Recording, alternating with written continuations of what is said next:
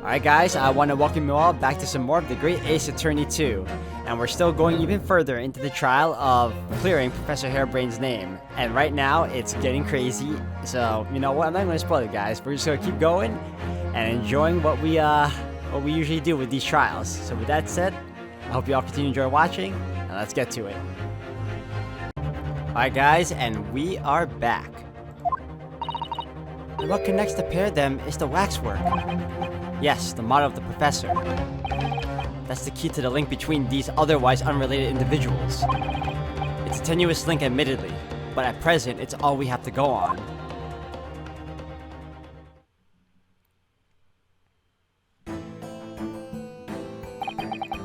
State your name and occupation for the court, please. My name is Madame Esmeralda Tuspels. I am a waxwork artisan and the proprietress of the Madame Tuspels Museum of Waxwork. You'll have to pardon me for working as I testify. My new exhibit must open very soon. Oh, so he finally gets a statue, does he? Now there are two of them in the world. Oh my, what expressions is she carving onto that face? A number of days ago, a particular waxwork model was stolen from your museum. Can you confirm this? Oui, that is true. At first, we believed it had been kidnapped. A waxwork model? Kidnapped? Yes, my lord. There are a demand for ransom money left behind by the culprit. However, according to what I have just been told outside the courtroom, that was not the true reason. I understand it was utilized as a substitute for the body of a murder victim. At present, that is no more than conjecture proposed by the defense. This is the victim of the case in question, Mr. Odie Asman. But of course, I know him well. He is part of my odious personage exhibit. I detest to say what is evident, but Mr. Asman does not resemble the professor at all. Yes, but perhaps their faces are very similar. Are you suggesting that we should see now the demasked visage of the professor? I have here the key, but it is strictly forbidden to open the lock. This is absurd. Pardon?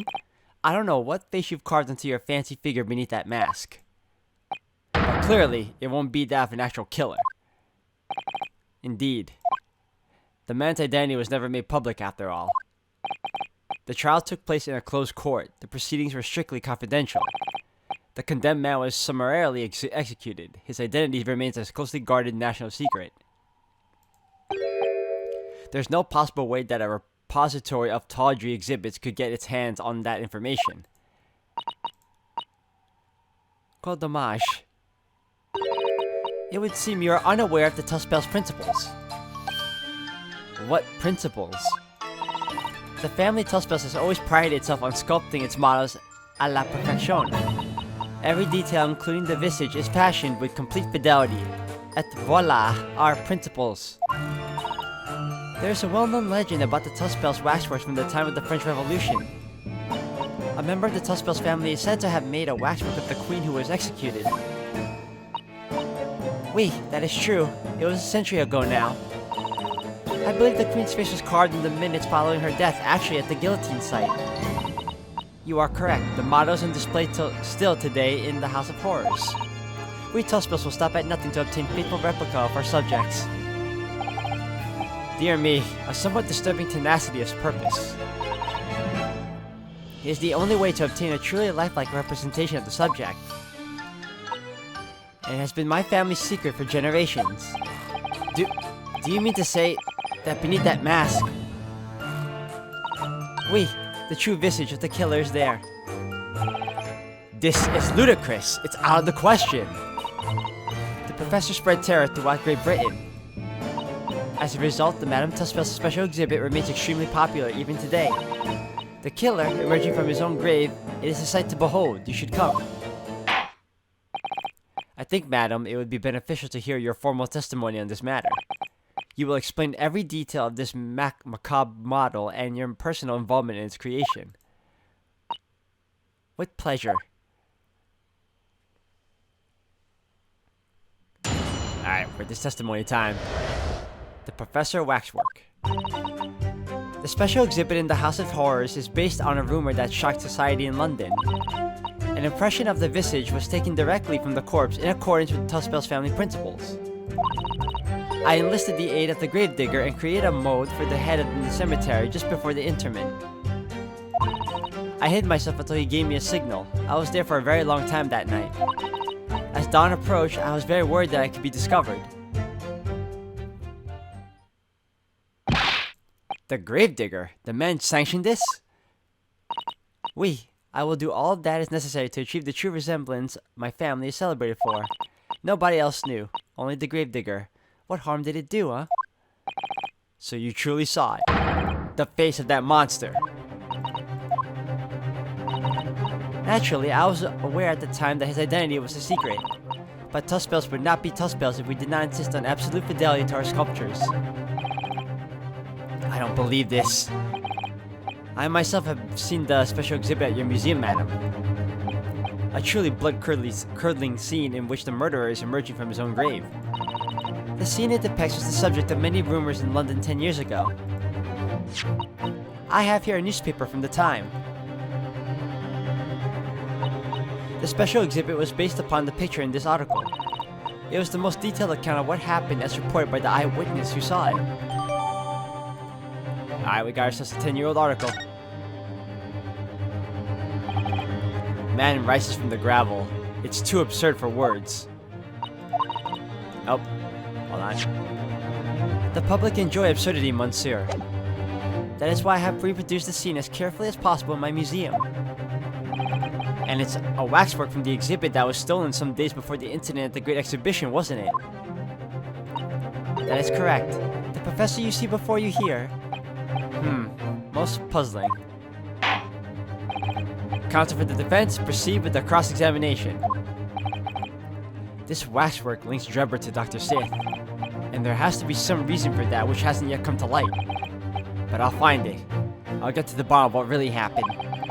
I'll prove that Dr. Sithe and Drebber were in on this to crime together.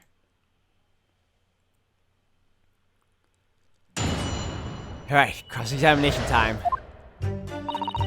Special exhibit in the House of Horrors is based on the rumor that shocked society in London. An impression of the visage was taken directly from the corpse in accordance with Tuspel's family principles. I enlisted the aid of the gravedigger and created a mold for the head in the cemetery just before the interment. I hid myself until he gave me a signal. I was there for a very long time that night. Wait, you hid there? Hold it! You were there longer than you expected to be? I had some difficulties in capturing the subject's form correctly. As I removed the mask, the mouth of the cadaver fell open and I had some problems with the chin. Dare I ask? The man had been dead for a short while already, you see. His muscles were relaxing and consequently his chin would not align itself correctly. Oh dear, what a horrible thought. Under normal circumstances, I would have an assistant with me. However, that night I was alone, and as a consequence, I missed my preferred window of time. What do you mean?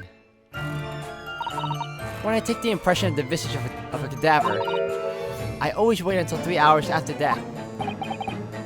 Why 3 hours? Is that amount of time significant? It is because of rigor mortis. Wiggly mortis? It's the name given to the phenomenon that occurs in recently deceased bodies.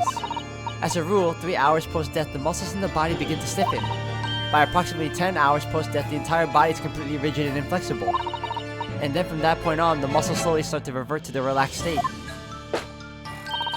The effect is often used to estimate the time of death when a body is discovered. Well, that was an education, if a slightly scary one. As Mademoiselle says, rigor mortis commences 3 hours after death and it starts in the jaw. I see. So that's why you wait. Before that time, the mouth falls open and it is very difficult to do my work. It's getting hard for me to do my work with all this talk of corpses. I wonder about that information that Corse just heard from Madame Tuspels. Wait and see, or it's significant? The information about rigor mortis that you just shared with us. Would you mind including it in your formal testimony? I believe it could be significant, you see. Of course, I do not mind at all. I can't help feeling that after this latest topic, the atmosphere in the courtroom has become extremely grave. This is no time for jokes, Mr. Sato. Madam, kindly amend your testimony as discussed. Bien, sir.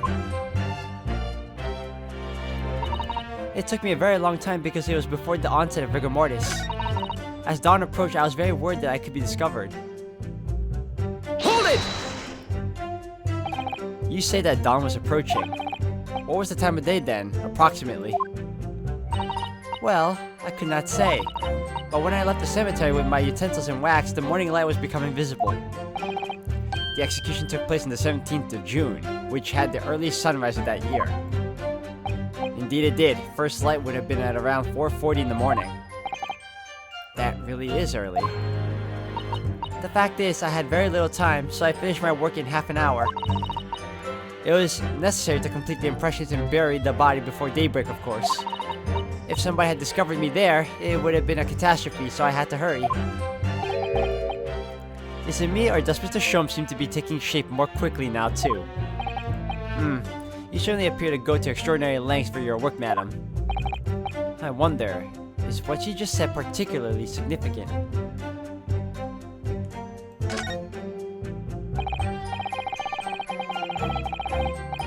Madam, those details are about how long it took you to complete the sculpture in the early sunrise. Could you include them in your testimony? I believe they may be significant. Of course, if you would like me to. You're quite right, Mr. Naruhodo. It is intriguing. A sunrise at 4 in the morning would be absolutely unimaginable at home, wouldn't it?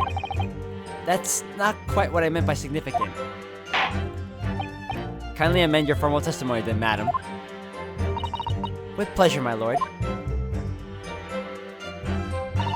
I hurried to finish my work in the half hour before sunrise, then I left as soon as the corpse was interred. Sorry, I was trying to understand that.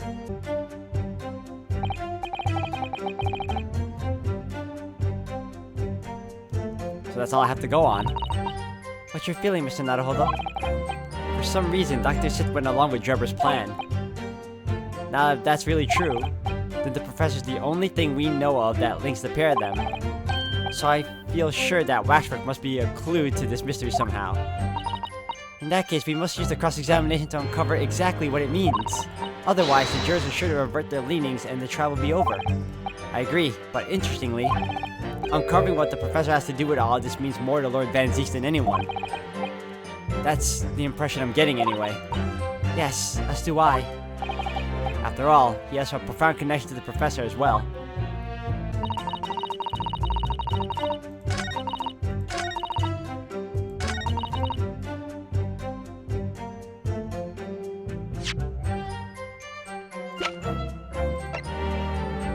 Objection! Madam Tussbells, I have here an autopsy report that was filed 10 years ago now. It confirms the death of the professor following his execution at the gallows. And is that a problem?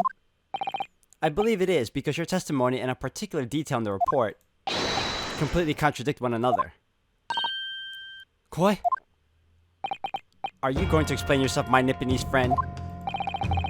According to her testimony, Madame Tussbells was creating her waxing impression just before dawn, and at that time rigor mortis had not yet set in. Am I correct so far, madam? You are, yes. As I said, the stiffening of the jaw is the first sign of rigor mortis 2 to 3 hours after death. But the man's chin was limp, so he cannot have been dead for a long time. But on the other hand, if you look at Dr. Sithe's report, it quite clearly states the following. Death by hanging confirmed at midnight, 17th of June. No. If the professor indeed died at midnight that day, then by the time you were sculpting his face, rigor mortis would already have set in. Wait, yes, you are right. The chin, it would have been completely stiff. In other words, this report is wrong. Objection! No. No coroner makes mistakes when recording the time of death. The very idea is absurd. It's absurd. In that case, there's only one possible conclusion. The execution didn't actually take place at the stated time. Impossible!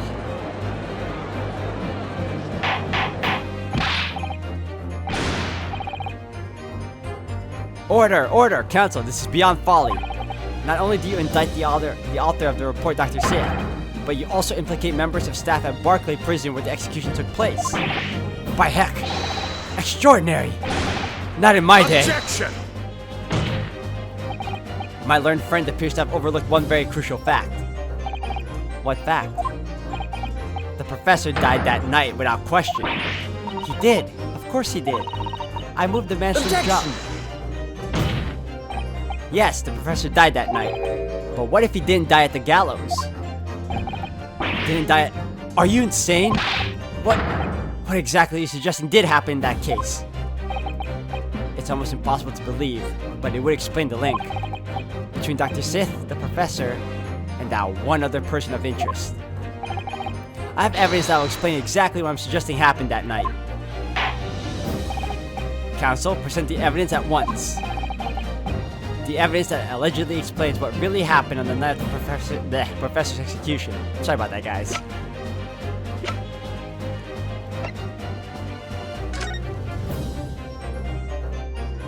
Oh yeah, it's a 10-year-old article. Okay. Take that! What happened that night is written very plainly in this newspaper article. Executed criminal returns in the dead of night at local cemetery. You're suggesting it was a corpse coming back from the dead now? Well, if this article is to be believed, yes. The professor assumed dead following his execution emerged from his grave and was killed again. Objection! Don't be a fool. That's simply a rumor published by the gutter press. Can you be certain of that? Are you serious? The point is, as the article says, there was a witness to what happened. My word, yes, indeed. My way, the young man who stole into the cemetery by chance that night. Objection! Of course there was a witness. The story didn't write itself, but obviously the man made it all up. And in any case, this was 10 years ago now. There would surely be no hope of finding him. Objection! On the contrary, my lord, we all know the witness well. What? Are you suggesting, Counsel, that you've identified the person in question? That you know who claims to have seen this utterly incredible events take place? Yes, my lord. In fact, you could say that he's right here before my very eyes. You will substantiate your latest claim now then, Counsel. Who was the alleged witness of the staggering scene from the cemetery 10 years ago?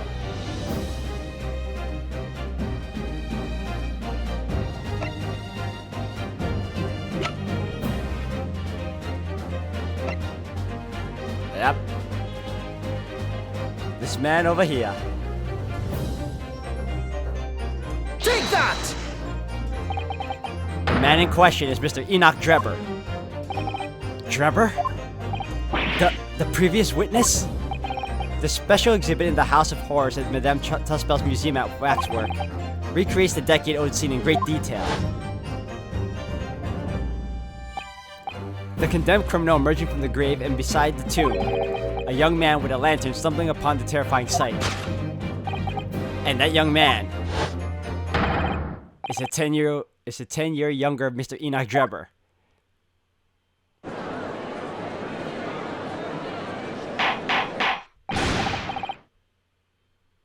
Order, order, order!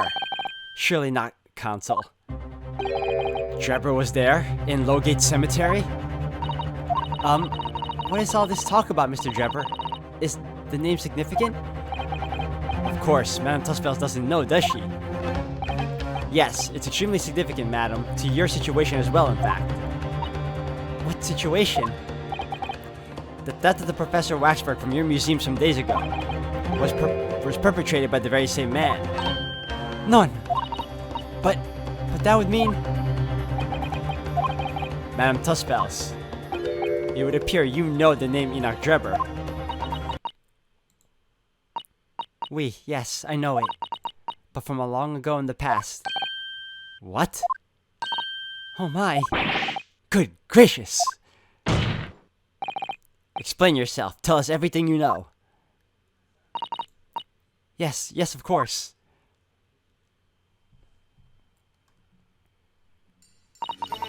The story of the young man and the terrible sight he witnessed in the cemetery 10 years ago was published in every single newspaper in London and throughout Great Britain. However, In all the articles, the witness was simply described as a certain young man. No details were published about his identity. His name was never revealed. That is, apart from in one newspaper. The Daily Circus. It is the paper from which comes the article I have already shown the court. You're saying that his full name was only publicized in that article. Goodness me, yes, here it is! The university student who experienced this shocking event is Mr. Enoch Drebber, a disciple of science at the University of London and a resident of its student dorms. Unbelievable. When I read the article, I went to meet with the man. His discovery of the condemned criminal coming back to life in the cemetery in the dead of night would make a perfect exhibit for my house of horrors, whether it was the truth or not. I see, so you went to meet Mr. Drebber in order to sculpt a waxwork of the man, did you? Exactament. He was studying science at the University of London in those days. He was just a poor student. I paid him £5 to model for the waxwork. And since that time, it has been in my museum to recreate the scene of terror from the cemetery.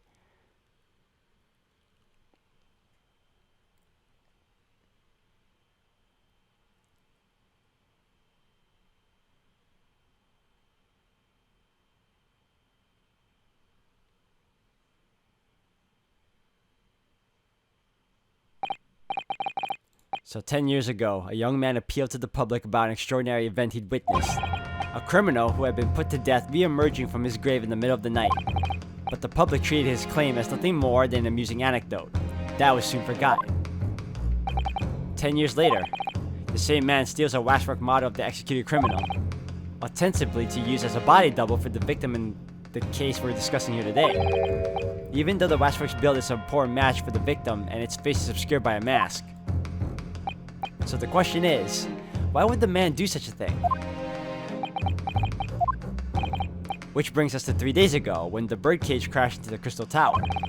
If the birdcage had in fact contained not the body of Mr. Asman, but the same waxwork, the coroner from Scotland Yard who investigated Dr. Sithe would have noticed immediately. And yet, she submitted this autopsy report for the victim, which the court has seen earlier. Why? Because the waxwork was that of the professor, is that what you're saying? Dr. Sithe put her name to a document confirming the death of a condemned criminal who is still alive. A criminal whose apparent resurrection was witnessed by Mr. Drebber. But that misconduct was a deadly secret the coroner would do anything to protect. Which is precisely why Mr. Drebber used that particular waxwork as the body double. Ah!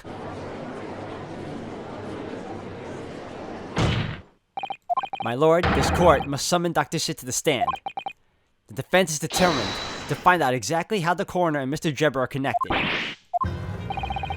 But according to the missive I received this morning through the prosecutor's office, Dr. Sithe is unable to participate in these proceedings. Is that not the case? She told us so herself, didn't she?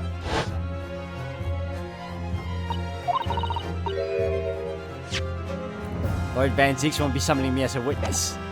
Lord Strongheart has forbidden it. Lord Strongheart? The Pandora's box you were warned about is the professor case. But please don't make the mistake of thinking you'll get any information about it out of me. Something happened on the night of that killer's execution 10 years ago.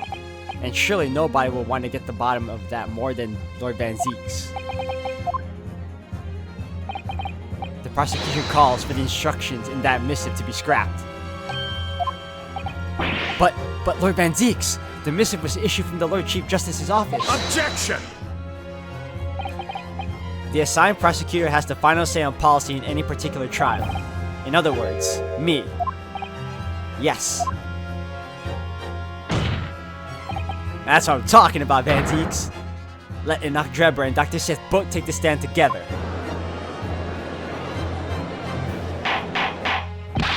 Order, order, order! Very well, I'll uphold your request. Bailiff, send a subpoena with the immediate effect, addressed to Dr. Sithe at the Forensic Investigation Team. The woman is compelled to attend on Her Majesty's orders. Alright then, Enoch Drebber and Dr. Sithe. If they weren't colluding with one another, this crime could never have been committed. I'm just a stone throw away, I can feel it. The truth behind all of this is about to come out.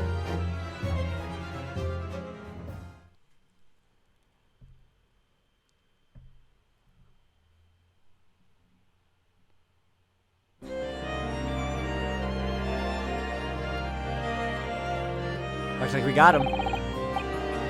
Thank you for your attendance at such short notice, Dr. Sithe. Alright guys, I'm gonna end the video here for today. Thank you all for watching. Holy cow. I am loving where this is going. The revelations and everything that's coming of it. I can't wait to see what happens next, guys. But unfortunately, I have to end it all for today. And anyways, thank you all for watching. Until the next one.